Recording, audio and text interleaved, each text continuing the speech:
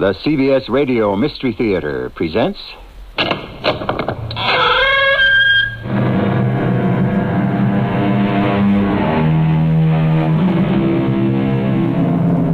Come in. Welcome. I'm E.G. Marshall. Today's Mystery Theater offering is called Toy Death.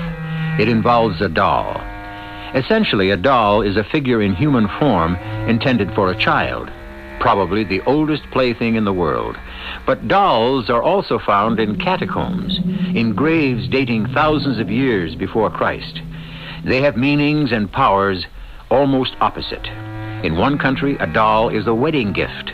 In another, it is very unlucky. Worshipped, feared, played with, a doll has been all things to all people.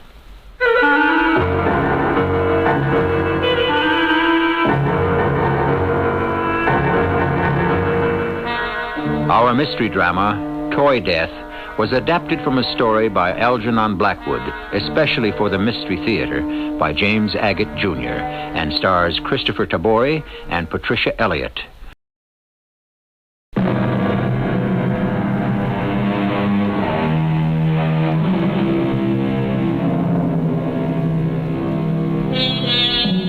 India, where this account begins and ends, is a land of contradictions, extreme poverty and untold wealth, deep spiritualism and superstition. Monkeys and cows eat while people starve.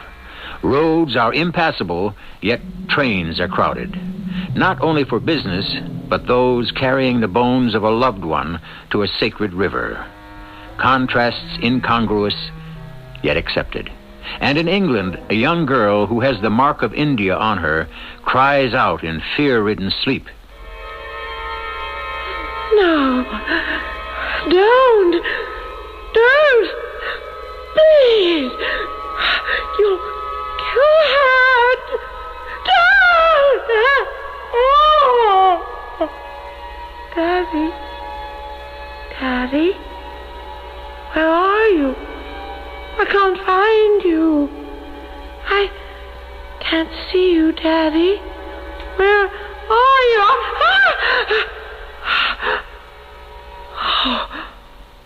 Oh, a nightmare. A nightmare again.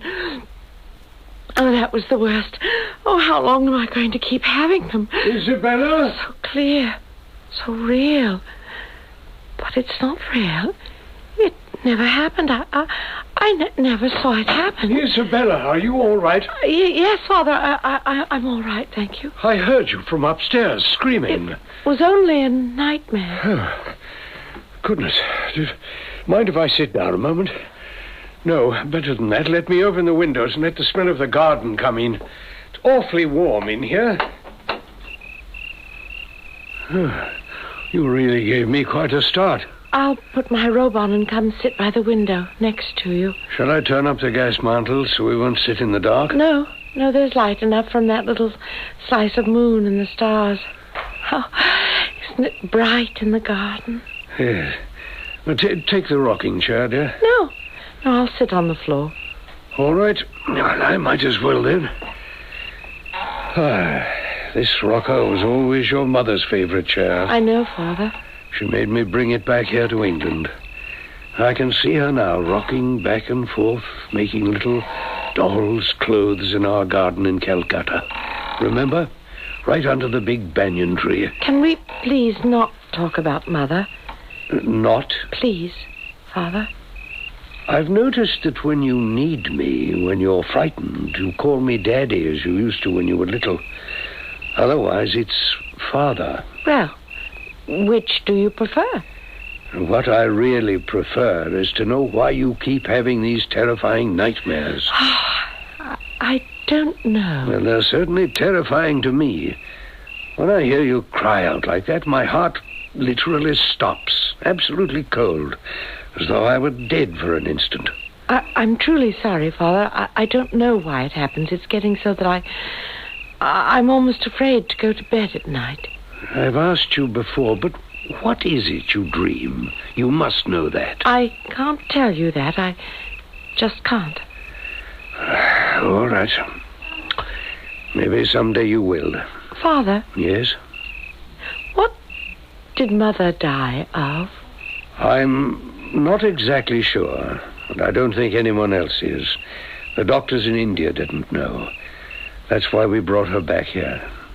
At night, in this room, sometimes I feel she's still alive and trying to tell me something. I wish it were true. She loved you, Isabella. Well, now, we've had our little talk. Do you feel as though you could close your eyes? I know I do. Tony Parker is coming in at 9 tomorrow morning, ready to take dictation. I shall need sleep to have my wits about me. Of course you do, Father. How are the memoirs coming? Slowly, very slowly. Tony is helping me organize the material, and I've only just begun the actual writing. Oh, dear, I'm tired. I need sleep. Well, you go upstairs and get it. If I can't settle down, I'll play with my dollies. Oh, why can't you call it your doll collection? I wish you wouldn't use those childish words. You're a grown-up woman of 20. Well, I'm going. Well, it certainly is bright here. It's like living in the garden. That's what I love about it. Besides it having been Mother's room. You think you can go back to bed now? Yes, I'm all right. You go along upstairs, and I'm sorry to have awakened you. That's what I'm here for. I'll see you in the morning, Isabella. Have a good night's rest, dear, what's left of it.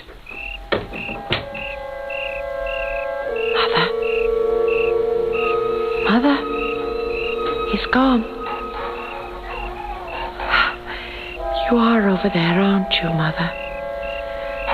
Sitting as you always did in your favorite rocking chair.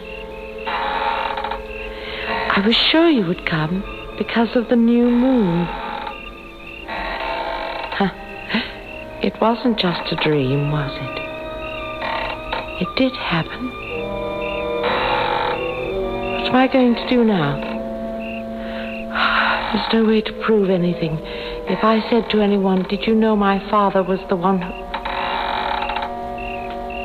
Well, if I said that to anyone, they'd have me put away, wouldn't they? Wouldn't they? Mother?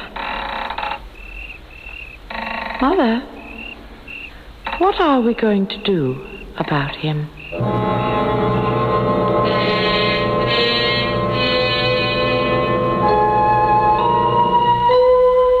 Tony, how far did we get yesterday with the memoirs? Just a moment. Is that you, Mrs. Fowler? Yes, Captain Trevelyan. Well, don't stand there in the door of my study. Please come in. Was there anything you'd like me to do? Where is our morning tea, Mrs. Fowler? Parker's been here since 9 and no tea. Oh, I'm just bringing it up, sir. We had a little problem downstairs that I didn't get to it. What problem? Why wasn't I told? Oh, we didn't wish to disturb you, sir. Well, you have, so what was it? This morning, shortly before 7... You know my room is right next to Miss Isabella's. I heard someone trying the French doors from the outside. So I opened my window and I shouted, "Go away!" And this man... Well, I couldn't really make him out. It just buzzed off. Well, if you see this prowler again, call the police. Oh, I shall. Good enough. Well, tea then, as soon as you can, Mrs. Fowler. Yes. Now, Tony, I've looked over what you wrote down yesterday, but I have a feeling there was something else I mentioned as you were going. Just a paragraph. I took it home to type up, sir. Let's see. Something about, yes, your first encounter with a cobra in Delhi. You said, there it was, a 6-foot-long cobra eyeing me as I walked in the door. I moved to the right. It moved to the right. I moved to the left. Strike all that. What? Cross it out. Leave it out. Oh, but that could be a very exciting and extraordinary part of your recollections, sir. I think you're making a big mistake, if I may say so. Mrs. Fowler. Yes? Come in, Mr. Parker. The kitchen door's open. I'm just about to scramble up some eggs for everyone's lunch. He's gone out. The captain? without eating? Yes, someone called him on the phone, and the captain said he'd be over right away, which meant I was dismissed and won't be required until tomorrow. So I thought I'd come in and tell you. Well, you're not going all the way back to Oxford on an empty stomach. Oh, there goes the bell. Someone's at the front door. I'll get it, Mrs. Fowler. All righty, Miss Isabella. Are you married, Mr. Parker? No, I never have been. I just wondered if you'd taken any notice of Miss Trevelyan. Oh, I have, yes. Very attractive girl. Woman. She's 20. Really? Oh, sometimes she acts rather young, I'd say. Well, only about her dollies. Oh, please, I wince whenever I hear that word. If she had to say anything at all, I prefer just to say collection. It's a bit young, you know. And how old are you? 31. And never married? Oh, too busy trying to earn my living as a writer. Oh, so you write, too? To afford it, I've become a stenographer for wealthy clients like Captain Trevelyan, to whom writing is a hobby. So that's what you think of my father's memoirs. A hobby? Oh, excuse me, Miss Trevelyan. I've told him as much. What's in that little parcel you have there, dear? The strangest thing happened just now. You know, when I went to answer the door, there was this tall, very handsome man. He looked just like the Sikhs one sees in the East Punjab. Was he dark? Did he wear a turban? Yes, he did. That's the man. There's the man who's been hanging about this house since early morning. And he said, "Is this the house of Captain Hugh Trevelyan?" And I said, "Yes, it is." And then he handed me this parcel. Well, I looked at it. It has no name on it, who it was to or from or anything. And when I looked up, he'd gone. Vanished. Well, I wonder what's in it. I have no idea. Well, why don't you open it? You don't think it's for my father? I'd say you're as much part of the House of Trevelyan as your father is. Now, here are the scissors. Come on now, give me that parcel. No, wait. What's the matter? I don't know. I just had the strangest sensation. Tony, you too? Did you, Isabella? Yes, a kind of, emanation. I can't explain it exactly. What is the matter with you two? Are we going to open this silly package, or aren't we? In a moment. Can you describe that feeling, Tony? Well, let's see if I can. Simply. You know, Isabella, the classical language of the Hindus is Sanskrit, and our word divine comes from a Sanskrit root meaning radiance. Radiance? Yes. Yes, I felt that, too. You see, it's nothing to be afraid of. It was rather pleasurable, wasn't it? I think we should go ahead and open it and see what's inside.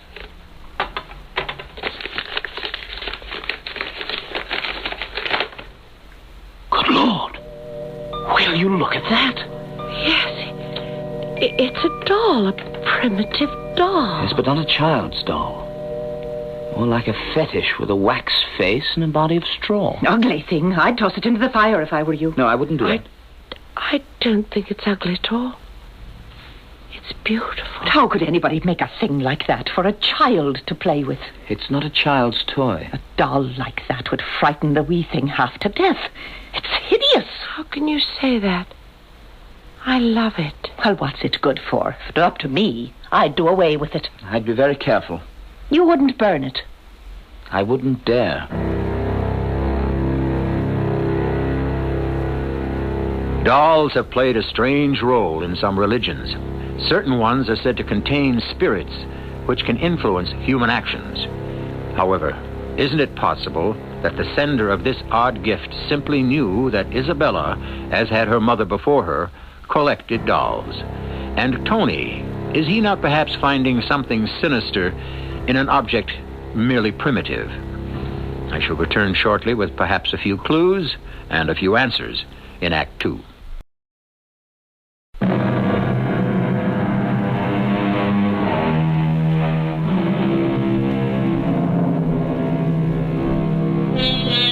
No doubt you overheard remarks about morning tea, lighting the gas mantle, reference to the British rule of India, a clue certainly to the time of our tale, the early 1900s. However, a daughter who collects dolls and believes she communicates with her dead mother, a young writer working as a secretary, and a retired army officer trying to rewrite his past are as much the stuff of today's drama as yesterday's. Tony? What is it? Why are you looking at me like that? Oh, am I? Sorry. Is it because I carry this new doll around with me? Is it? I really don't know what you're talking about, Isabella. Don't you? It's been 2 weeks now since that man in the turban delivered it to me, and every afternoon, after you've finished Father's work, we've taken a walk to some different part of the countryside. Isabella, don't think I'm not happy about that, because I am. Even today, when we're not exploring, just sitting here in the garden with you is nice. But you don't usually see an adult woman holding a kind of doll as if it were a baby. And it bothers you? Well, no. It wouldn't matter to me if it did. Of all my dollies, this is my favorite. Why did you say this was more like a fetish than a doll? Oh, forget I said that. It's just some primitive piece, probably sent to your father as a remembrance of India. I'm not so sure Father wants to remember everything about India. You're not? Well, you should know better than I. Has he started about my mother, how he met her and how they went together to India? I was going to say that. We're well into India, but certainly 18 years back, but not a word about your mother. Or you. I wonder why. I put it down to being perhaps too painful. A sudden, inexplicable death. Yeah. How do you know that? Mrs. Fowler. Isn't that strange? Rock-a-bye, baby. Tony, I don't think there's anything bad about this dolly. It's just a little thing. Yes. But didn't it strike you odd, the moment we were about to unwrap the parcel? I mean, you'd been calling me Mr. Parker all along, so naturally I called you Miss Trevelyan. Then suddenly you said Tony, and I found myself saying to you Isabella, and it was the most natural thing in the world, as if we'd always known one another. I never realized that. That's so. Yes. Are both your parents alive, Tony? No, I was an orphan. I don't know who my parents were. Would you say it's logical that I sometimes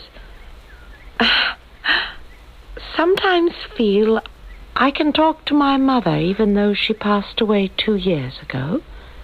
You were very close. Not close enough. Or it might never have happened. Isabella. Yes? Try not to think about the past too much. Sometimes I think so hard about my mother I can make myself believe she's right in my room. Yes, well, it's not a good idea. Dwelling on the past can be sad-making. I'm not. I feel happy now. I've got you to talk to, my dolly. I have the whole collection in my room. Someday I'll show it you.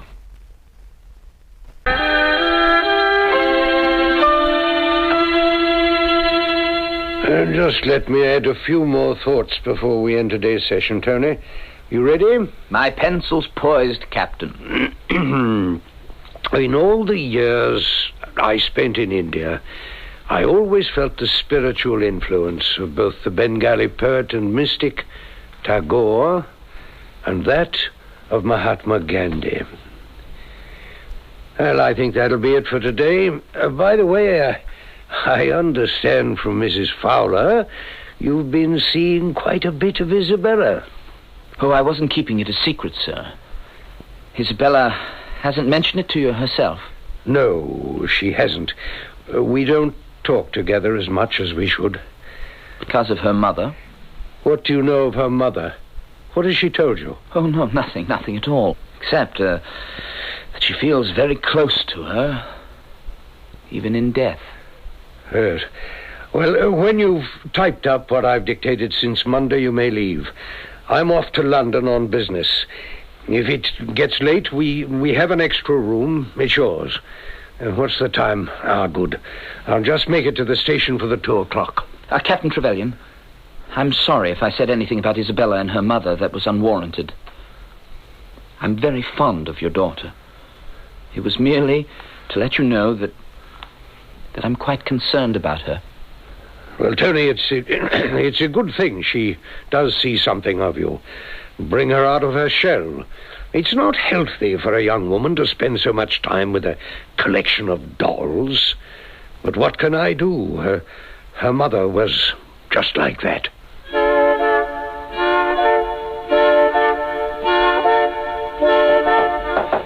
Come in. Aha, yes, Mrs. Fowler. You've got to come now. There's something quite ghastly in Miss Isabella's room, and you have got to see it. Is she all right? So far as I know. Just follow me. Just across this landing, down these steps. There's her room. I don't know what to make of it. Where the door's open. That's her room. Isabella. She's not in there, Mr. Parker. She went out late this afternoon with that doll of hers. Oh, yes, I know. It's distressing. I want to show you something. Look there on the floor. What do you see? Someone spilled drops of red ink from the door to the bottom of the bed. Is that what you mean? And there's more on the other side. Ah, yes, I see. From the bed of the French window... I came into her room after she'd gone out to clean up a bit. I found these marks, and I tried to wash them away. I tried vinegar, fine sand, chalk. Well, they simply won't come out. Yes, ink is very hard to remove. But it's not ink, Mr. Parker. Look closely. Those little spots are very dark and thick. It is blood. Oh, probably Isabella cut herself. You don't believe that. Neither do I. Mr. Parker, could you do me a great favor? Oh, of course, anything. Captain Trevelyan won't be back from London until tomorrow. I could put you up in the spare room, which is just down the hall from Miss Isabella's. Could you spend the night here? Oh, I'd be glad to. You don't know what a relief that is. I have this awful presentiment of something evil.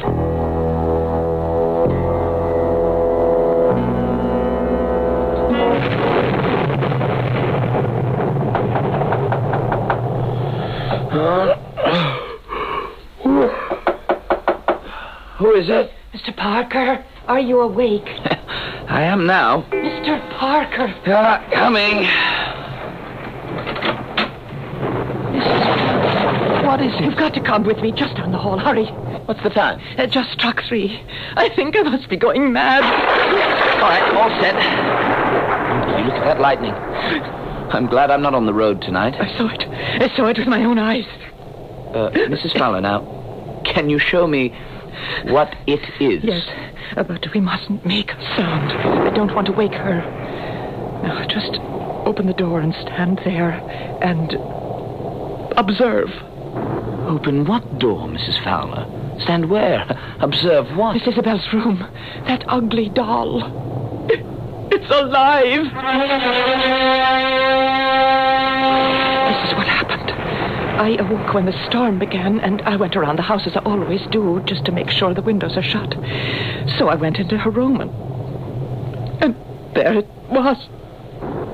Mr. Parker, I swear to you by all that's holy, it was walking across the floor. Not the doll. Yes. I closed the door immediately and ran to fetch you. All right now. What do you want me to do?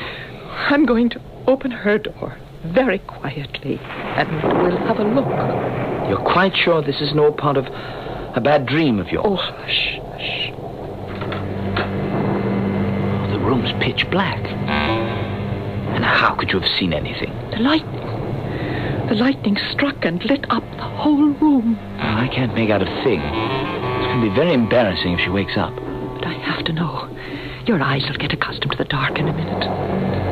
Now look there. Can you see her bed? Yeah, dimly. Do you see her hand? Do you see what's in it? I think so. It's that horrible thing. Yes, let's go out. Come along. I don't want her to wake up and find us here. Now, Mrs. Fowler, I've looked into the room as you asked. I saw the doll, but it wasn't moving. It was lying in her hand just as I've seen her carrying it about for weeks. I really don't think there's anything to worry about. Good night. Mrs. Fowler, from what you tell me, I don't see what the problem was last night. Captain Trevelyan, you don't, because you didn't see what I saw.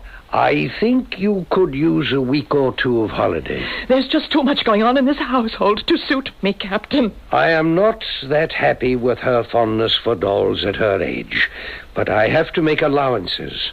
Her mother was very much like that, too, in some ways. Miss Isabella believes she talks to her mother. That ought to be stopped. It's not healthy. I know all about that also, and I agree. It's not healthy. I've tried to be subtle about it without alarming Isabella, but there you are. I'm hoping she'll get over it. Well, as far as I'm concerned, it's too much. Take 3 weeks off, Mrs. Fowler. It'll do you good. Paid vacation. Captain, I know what I saw, and that's that. Now, it is too much of a responsibility, the goings-on in this house. It's too much to bear alone. As of today, sir, I am tendering my notice.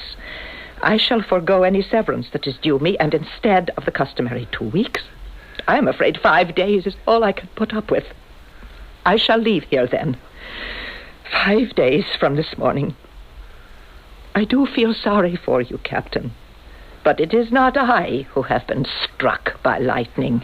Believe me.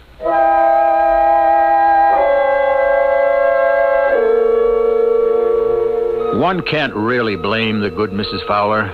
When the inconceivable is added to the incomprehensible, it's asking a great deal of anyone to be patient and forbearing, especially when you consider our story takes place in an era when superstition far outweighed science. I shall return shortly with Act 3.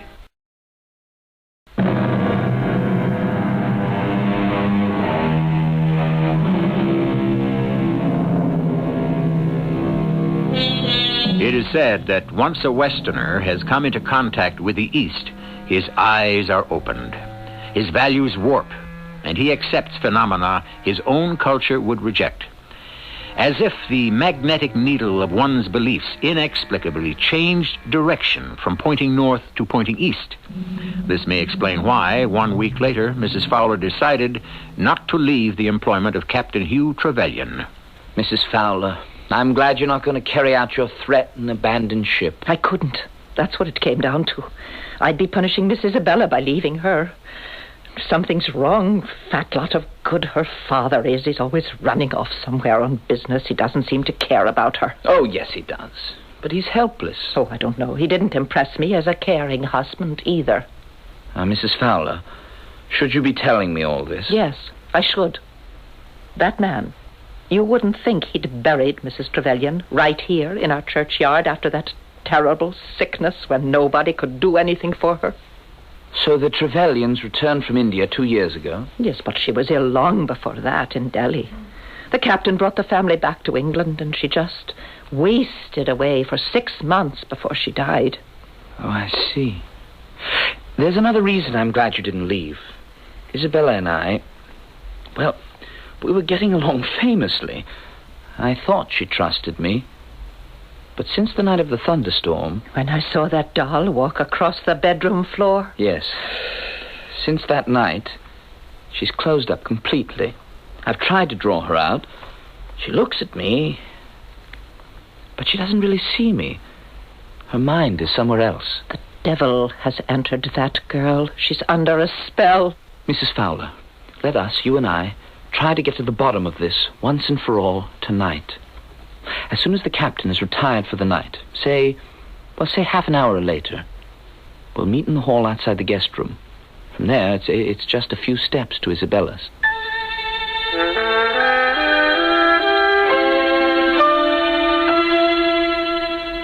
I'm afraid we can't go into her room yet. She's still awake. See the light under her door. She's lit the lamp by her bedside. It's very late. Couldn't she have gone to sleep and left it burning? I hear something. Is she talking? Where do you want me to go? Leave here? Why? Why, isn't it safe? Who's she talking to? Is there someone in there with her? What do you mean it's dangerous? The dog. Yes, I remember the dog. Oh, it died in my arms so terribly. Its eyes staring at me so. Mrs. Fowler, someone's coming down the hall. The captain. Oh, we'll look stupid standing here. What'll we say to him? Open her door. We'll get inside until he passes. It's locked. Mrs. Fowler, Tony, may I ask what you two are doing here in the middle of the night? Parker, did I see you trying to open Isabella's door? Well, You're as white as a ghost. A ghost, he says. Captain Trevelyan, do you hear anything, any unusual sounds coming from Isabella's room? I do, yes. What is it? Oh, it's the wind in the chimney, perhaps. Mrs. Fowler, why haven't the chimney sweeps taken care of it? I don't think it's that, sir. Well, then what is it? It's a little hard to explain. Yes, well, explain it then in the morning. I don't know that it's something that can wait until morning, sir. We think it's that doll, sir.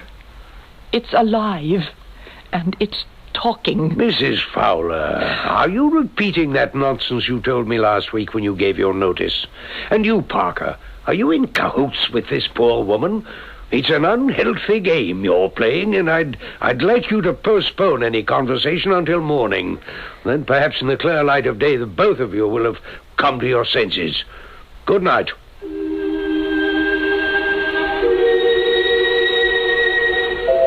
Has he gone? Yes, I just heard his bedroom door shut upstairs. Why'd she have to lock her door? We can get in through the garden. The French doors. Good idea.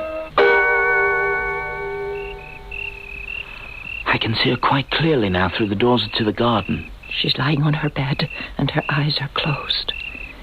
I can see her lips move. She's talking in her sleep. But I don't see the doll. Mrs. Fowler, we must decide. Shall we look, or shall we act? Act. I'll open the French doors. There it is. Awful thing. Demon. It's crawling away. I'll get it. I'll break you to pieces and throw you in the dustbin. Here, open the door and let it out. Don't you dare. You come here, you. Now I've got you, haven't I? Oh, you horror. Oh, a child of Satan, that's what you are. What is it? What's happening? Satan! Changelings! Stop! I've done. Dolly, what did they do to you? Oh, you're all broken.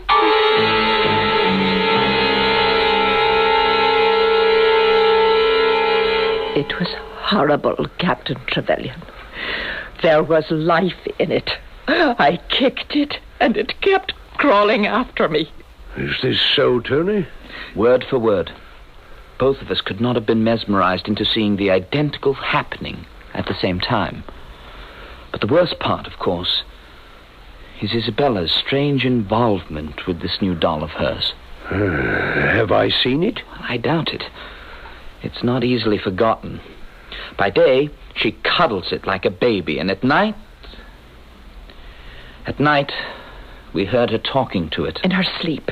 And it answers in a language of its own, like music, like little chimes.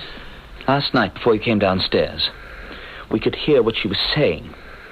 Asking if she was in danger, remembering a dog that died in her arms. There was something about that dog. The dog died. The dog. Yes, well, you did the right thing to tell me. I've been half expecting something like this. It was bound to find me, sooner or later. They never give up. Captain Trevelyan, I think tonight, when Isabella's asleep, you should witness this yourself. Mrs. Fowler, I think you said someone sent this doll to her. It was delivered. Miss Isabella answered the door, and a man said, "Is this the house of Captain Hugh Trevelyan?" and gave it to her. You did say that was the man who had been hanging about the house from early morning. Yes, remember, Captain? I told you I'd seen a man with a turban moving about in the garden one morning. You never said he wore a turban. Was he dark? Miss Isabella said so, and very handsome. Captain, whatever it is, I think you've placed your daughter's life in great danger. Tonight, I should put a stop to that. Captain, have you any idea why that doll was brought to this house? Yes, I do. It was intended for me.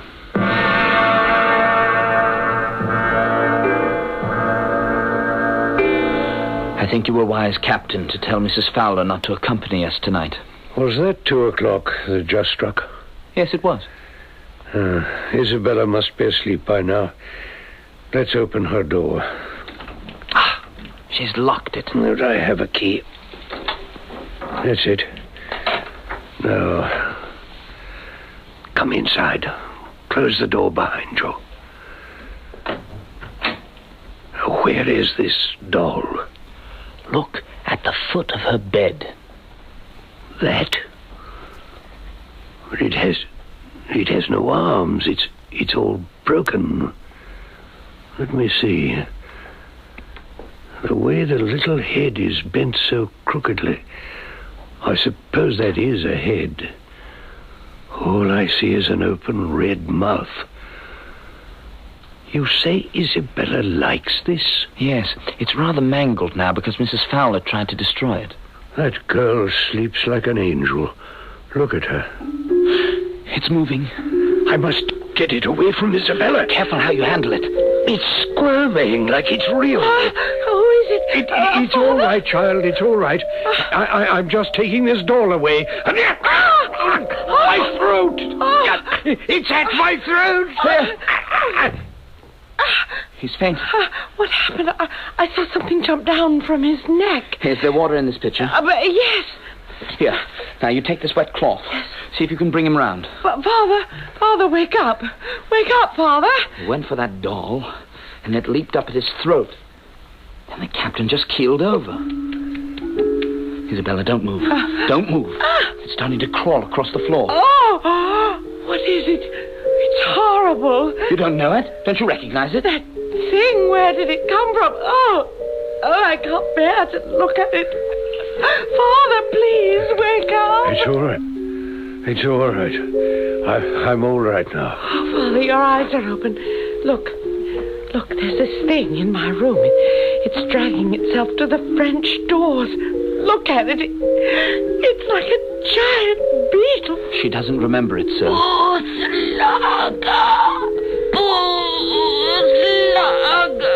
Wait, it's saying something. Tony, help me get my father off the floor. Wait. Boothlager. I don't need any help. Look, the French doors. They're opening. What did you see, Tony? A hand reached in and took the thing from the floor. Father, are you all right? Isabella, I'm sorry for everything. All the distress I've caused you. I'm sorry your mother is dead. I really loved her so much. She didn't understand love. Now, you get yourself back to bed. I think you'll sleep better now. I know you loved Mother. I always knew that. Good night, my child. Tomorrow I'm going to ask Mrs. Fowler to help me take down all these dolls and give them to the children in the hospital. Good night, you two. Good night, Father. I love you.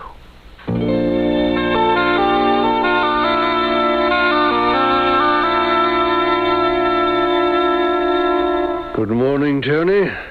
No dictation now. Something else. That little broken doll figure last night said 2 words. Did you hear them? Yes, I did, but I couldn't tell what they were. Well, it was Hindustani. Butalaga. That means revenge. That doll said revenge? A man doesn't spend enough time with his wife in a military job. Sometimes, if she's very far from home, she gets lonely, restless. She may be attracted to a man who has time for her. A native. The husband bred by army life is of violent nature. Instead of facing the native who has stolen his wife's love, he may turn upon the faithless woman. no matter how much he loves her. In some countries, the venom of a cobra is effective. It kills slowly, lingeringly, and leaves no trace. So at last the wife dies. But what of her lover, who lives? Perhaps he revenges himself upon the husband, using a fetish known only to a few, and from the sharp touch of which there is no escape. Are you sure, Captain, there is no antidote? Let me get you to the hospital right now. It's too late, Tony. In this desk drawer is a packet of letters and a diary. They tell everything the memoirs left out. Write it for me, will you? As for Isabella, I think she likes you. Take care of her.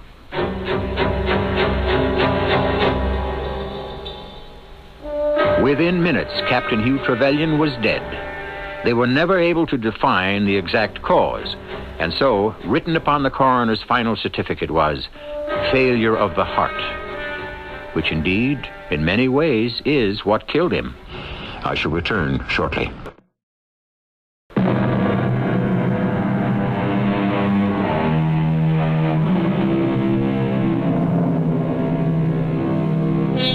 Cudgel our brains. We cannot find a logical explanation for what you have heard. Did the doll actually kill the captain? Or did the captain die of fright? Were all those who saw the doll undergoing mass mesmerism? Who was the man in the turban? An avenging Indian? We confess to no explanations. All we can assure you is that it did happen. Our cast included Christopher Tabori, Patricia Elliott, Marion Seldes, and Court Benson. The entire production was under the direction of Hyman Brown. This is E.G. Marshall inviting you to return to our Mystery Theater for another adventure in the macabre. Until next time, pleasant dreams.